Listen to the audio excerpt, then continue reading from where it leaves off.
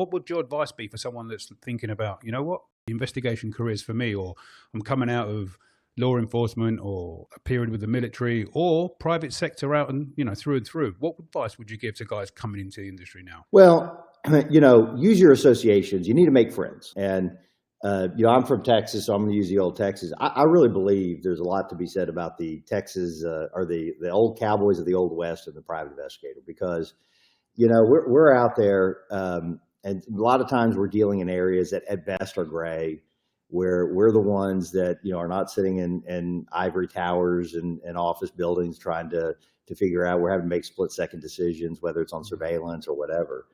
And that's kind of what the old cowboy was, some guy was sheriff and, his qualifications were you got a badge and go take care of the problem. And so, I think there's a lot of that. And the best way to, if you remember watching any of those old West movies, you always had a sidekick. The Lone Ranger always had Tonto or somebody. So you need to have somebody you can bounce things off of. And, that doesn't necessarily mean you go hire a lawyer or banker, but you need to have friends who are those things.